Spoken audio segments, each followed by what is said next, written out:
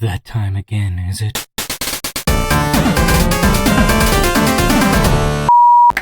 Back at it again with another piece of shit video. Hello! So, full disclosure, the original intent of PatchWork was to discuss story shit, plot holes and tropes and whatever, and suggest fixes to those, because everyone and their dog talks about gameplay shit. What happened, right? Anyway, yeah, I'm happy to say that's the majority of what I want to talk about with Final Fantasy 15. But in fairness to Xenoblade Chronicles X, we'll just get the nitpicky gameplay shit out of the way first. The mechanics are a big step up from the shit show that was XBCX. Sounds terrible, but that's not saying a whole lot. You have proper attacking and movement controls and can switch out weapon types mid-fight to get some semblance of combos going, which feels alright, and work together with your team fucking properly, which gives you some bonus damage and whatever. So it's got some shit like, what the hell is a link what's going, hang on, how did okay, fuck me, I guess. Also, you can fucking heal. How about that? It's almost like that makes fucking sense! Incredible! A game where I take damage and can actively heal that damage that I take? What a goddamn revolutionary idea! It's not like that's been in every game in the history of forever for a reason or anything. Jeez! All that said though, it's Square Enix, so they try to make every movement you do be a fucking movie. You better have a snack, bitch, cause you're locked in every time you hit a button. God help you if you want to dodge out of a combo partway through. As well, no matter how badass and leveled you are, it never really feels like enough. Throughout the whole game, you'll never really feel like you got very powerful, and things will just toss you around like a sack of shit. Also, this is kind of a personal thing, but aiming the spell bottles, flasks, is a pain in my dick, and Lord help you if you try to use them anytime in the middle of battle. You'll just blow yourself the fuck up. Damn it! But warp striking is cool, so whatever. Also, you can actually dodge and shit. Wow! And this parry thing, which feels awkward sometimes, but whatever, it's something. Oh, and hey, quests are pretty clear cut. Hey, you got a hunting mission? Looky, there it is. Oh, it's dead. Neat. Go back, turn it in. Ha, it's done. Wow. Gotta collect some gems? They're in this area in specific rock formations. Got it? Okay, nice. Head back. Whee! Gosh dang, I love getting these small menial tasks out of the way. Also, the fact that you just kind of come across some quests is kind of neat. Not a huge variety as far as these types go, but still, they're simple and you get them just by exploring, so there's that built-in incentive to look around. Oh boy! All in all, finding and completing quest objectives is much more streamlined than in Xenoblade Chronicles X, i.e. they're actually bearable to do. Hooray! And that said, while the world is huge, there's a ton of invisible walls and overall clunky exploration controls, making it a bit of a pain to get around. As well, it's pretty sparsely populated for how big it is, and what is there can feel real samey if you grind away at it for too long. Which brings me to the big throbbing meat of this videographic endeavor. Story! First off, if you want to, you can just rush the story quests. Holy shit, right? You can just go through the plot of the fucking game if you so choose. How fucking groundbreaking! Except it's not, and practically every game fucking ever does that, aside from MMOs, which play like shit. Yeah, I said it. Eat me. I'll fucking fight any one of you. Think I won't? Huh? Atrophied ass, bitch ass nerd muscles can't do shit after you've been grinding away for your legendary armor or whatever it is these kids do these days. Just fucking press 1 to 9. 1 to 9, that's it. Don't even gotta move. Just does all the work for you. Crunch numbers. Fucking just do your fucking math homework. Idiots, just as engaging. May as well be playing fucking spreadsheet simulator. Cuck ass piece of shit.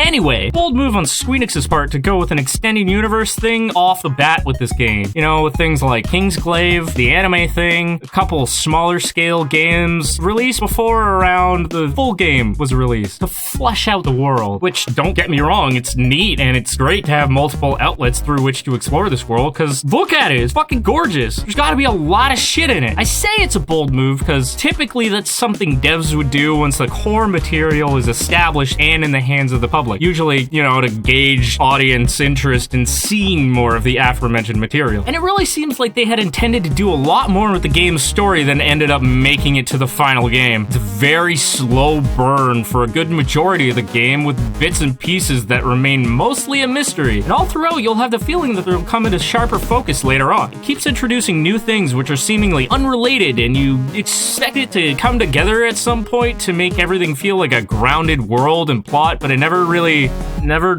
does. You spend so much time in the beginning essentially dicking around until, whoops, the Empire attacks and everything sucks. They steal the crystal and kill your city. Fuck fuck? Admiral Buddy Boy shows you some tombs and you get collecting the kings of old's powers. Shit's ramping up, boy. Then you get to a city, knock get some brain boo-boos, and you go see a god because that's a thing that makes sense. And the god apparently talked to your long-distance GF and tries to punch the fuck out of you, so you kill him. Or the Empire does? Who fucking cares? And then a spirit lady tells you to talk to Lightning Boy by touching rocks? Okay. And he's all like, lol, I'll roast your buddies, but only sometimes. Peace out, dude. But the whole time your objective is to get to a boat to go overseas to where you're supposed to meet your girlfriend anyway. So what the fuck is the point of all this shit? You finally get there and shit goes whack. You go supersonic and fight perfect chaos and then the game fucking railroads you right to the end. Literally, you're on a fucking train until you get to the enemy city. And in the midst of all this clusterfuckery is when you get all the plot jammed up your dickhole at once by fucking Shiva, who was Spirit Girl the whole time. And also Luna's best friend because... all while still on the train with the big baddie just standing there fucking frozen. Meanwhile, the gods still don't really fucking matter very much. The old king's powers just come to you regardless of whether or not you actually found them because of plot power-up. Fuck off. Then there's this shit.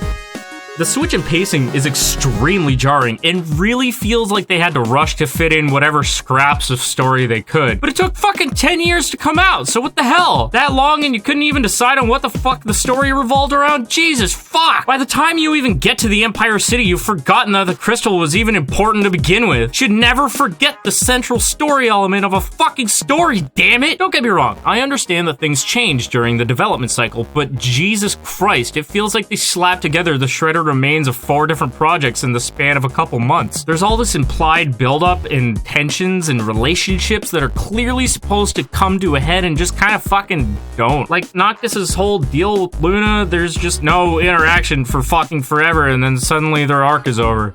Fucking oops. And also, Prompto drops a fucking bomb of potential conflict and plot drama when he reveals he is one of the monsters created by the Empire, but everybody's like, it's okay, buddy, let's go. Wow, great job, guys. That's not a whole lot of wasted storytelling angles, not at all. This is expanded on pretty interestingly in episode Prompto, but having plot and intrigue behind a DLC wall is a piss-poor excuse for shitty storytelling in the core game. Then you're in the Crystal World, which is 100% exposition, as Bahamut holds you like the pathetic little babby you are, and you wake up and the world is all darkness and everything sucks. Then you go poke at the final boss. His boss room has some cool imagery, but it's there for all of like 2 seconds, then it's gone. Shame really, because they could have played it up a lot. All this exposition as to the intentions of the Empire and the origin of the demons and the main villain's backstory all just kind of crammed into short bursts of dialogue or hidden around in text files. Really unfulfilling. And you know, this kind of vague storytelling works in games like Dark Souls because the world itself is the story. Also, you could play through the whole game and not give a damn about the plot, but still have a great time due to the style of the game. But this is a Final Fantasy game. The whole draw of Final Fantasy has always been the plot and the characters. So if you skimp on that, what the hell do you even have left? Now, as to how I would say it could be improved. Make the characters less flaily. Oftentimes while playing, I feel like I had little to no control over Noct. I'd press something and have to either wait for him to stop fucking attacking, or just wait till the enemy decided to stop face fucking me because I just couldn't avoid it. Not everything has to be Advent Children levels of ridiculous. I get Squeenix wants to make shit look cool, but from a gameplay standpoint, it's far more beneficial to make sure everything feels cool and controllable first. If you can make shit look awesome after that's achieved, then great, power to you. But I'd focus on making sure the character controls feel grounded and simple, and let me react and change patterns at a moment's notice so I can avoid danger and not get tossed around by giraffes. Giraffes should only toss me around if I fucked up, not because the game decided I need to swing 4 more times than I press the button for. Either scale down the world so it's more densely populated and maybe shave off some of the repetition in that population, or give the player more freedom of exploration. Sure, you can run in any direction you want in the fields, but any sort of vertical exploration is a no-go, and caves/dungeons are glorified hallways. In short, just give it a reason to be open world. Fucking finish your story. Goddamn. It's not Metal Gear Solid 5 levels of incomplete, i.e. it actually has a fucking ending, but I can really feel all the gaps in the plot where there was meant to be more. The fundamentals are there, but there ain't no meat on those bones.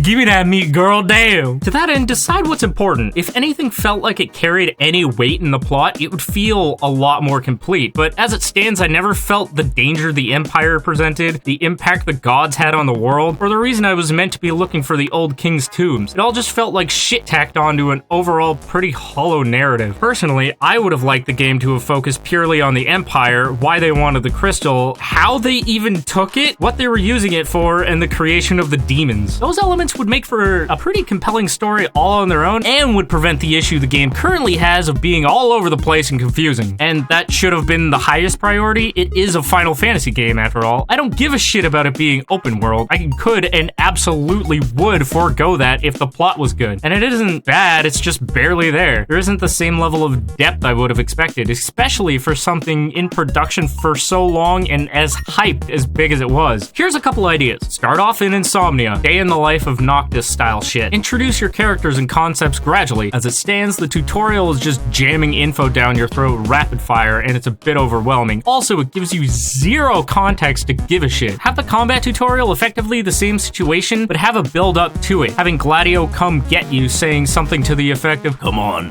time for your training." At which point, being the player and prince, you can maybe decline, much to the behest of Gladio, but even so. The point is agency, letting the player decide what to do. It's also good for returning players so as to not annoy the fuck out of them. Also, talk about the Imperials coming to sign the peace treaty. Make that a big deal. Establish Noct as wanting to be there for it. It's hard to make Noct feel like a prince who gives a damn about his city when the first couple hours all we see is him acting kinda goofy and like a bratty kid on a road trip with his bros. Yeah, him starting off like that is intentional, so he shows growth, but that's possible without him feeling disconnected from his role in the world. Maybe have a couple small side quests you can do in the city, possibly to introduce the other party members and some supporting characters. Setup, baby. It's all about setup. Then you can have the scene of them leaving the city, then pick up where the game normally starts, and you can introduce the hunt system and random encounters and whatnot. But I've been dwelling on starting off in Insomnia so that we actually see it and interact with it, develop an attachment to it. So when things inevitably go to shit, we care a little bit more. And to that end, show more of it. Don't just play clips from the movie. That was just a fucking trailer. Come on now. Give me context in game. It just felt lazy. Let the player see you stack up your dominoes so that they can feel when they fall. And also make a bigger deal with the crystal. You hardly ever hear about it in game, and the impact of it being in the Empire's hands is minimal, if felt at all. Make it known what the crystal does, and have the impact of it being stolen felt immediately as that happens. Make it clear that the Empire is using the crystal for its power and or to fuel the spread of demons. The Empire's goal is to extend the reach of their power and grow their empire, right? Well, the way the game currently is, you don't really feel that. There's a couple fortresses and some dudes fall from the sky every now and again, but they never really feel like much of a threat. With Insomnia fallen and the crystal gone, the Empire should be the #1 big deal in the world, right? Also, build up Luna and Noct more. Have them meet up a couple of times, but get separated by circumstance. Make that relationship matter, and make the player want to find her again for Noct's sake. Gotta cock tease the little bastard. Like, rack up some sympathy points, you know what I mean? Emphasize the demons and let them come around more frequently. I'd say a good move would be to use them more outright in the plot. At present, the line between monsters and demons is thin, barring the obvious difference in strength. Their presence and connection to the Empire needs to be emphasized as well. Going along with the suggested fix of having the Empire/demons be a more central part of the plot, if it were up to me, I would have their appearances become more and more frequent, and have more and more NPCs affected by them, i.e. having towns and villages destroyed by demons, side quests involving saving people from them, and generally have them be more of a problem. As it stands, you essentially just need to hang around a street lamp and they'll fuck off. It's not very intimidating. And last thing on the demon note, make a bigger deal of the Empire being connected to them. Show the areas of Niflheim that were ransacked by them, or have the player forced to traverse a facility housing them, things like that, and just dwell on things a bit more in general. Make the consequences of the plot's proceedings hang over you. Elaborate on them. Make the player feel the impact like a slap in the face. And when you learn some key parts of characters' plots, let it hit the player. Let them have an,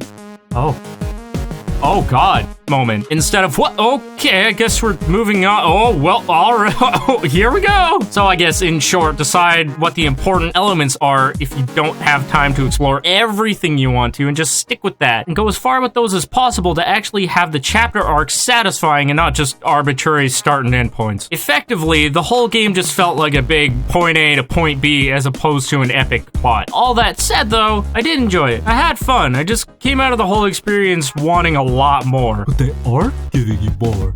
What? Yeah, you silly goose. Look at the store. No, fucking don't spoon feed me plot and segments. Fuck off. I have to pay for this DLC to flesh out the game I already paid full price for? Why not just finish your fucking game, you money grubbing fucks? I hate this shit. I bought a fucking game to play the fucking game. I don't want broken fragments here and there that I have to keep paying for. That said, I did buy them. Because I guess I suck? At the time of this writing, there's currently adjustments for Chapter 13, Episode Gladio, Episode Prompto, and Episode Ignis. It's probably all of them, but you never fucking know anymore. And of these, Prompto's solo adventure is the only thing I really feel warranted its own thing. Chapter 13 was a mess, yes, but ultimately was just subject to player complaints. I agree it should have been fixed, but that shouldn't have waited until the game was already in the player's hands. Gladio's solo adventure was kind of weak. It's just a big dungeon crawl out of nowhere and a teensy bit of dialogue, and then Gladio and Ignis POV for Chapter 13. That's it. It honestly should have just been in the core game, and also should have lasted a bit longer between main story quests. It felt a bit like Gladio left and then just came back immediately, and you were left to just kind of be like, okay, but why'd you leave it all then? Also, what the fuck is up with you and Cup Noodles all of a sudden? And Ignis's mostly fills in some gaps when in Altissia and how Iggy's crazy injuries happen, which, while kind of neat, well, and it has multiple endings, which makes no fucking sense, because it's in the middle of the fucking story and has no impact on the core game. What the hell? Prompto's solo adventure was pretty sick, honestly. Gave you a lot of new info, the gameplay felt a lot tighter than the other modes, and the adventure would just kind of felt bigger. It felt like it mattered. Just go play it. I really liked it. Maybe I just like Prompto a lot? Maybe? Fuck? So anyway, yeah, video's over. Click here to subscribe, click here for more Patchwork, and click here for other videos. And hey, I have a Patreon. Check that shit out. You can get neat shit like access to a Patreon exclusive Discord group, behind the scenes goodies, and early access to an as of now secret huge project. Holy fuck! And more coming in the future. Jesus shit! Give her a look, please, if you like the things I make and want me to make more at higher quality and more frequently. Supporting me on Patreon is the best way to achieve that, and thanks!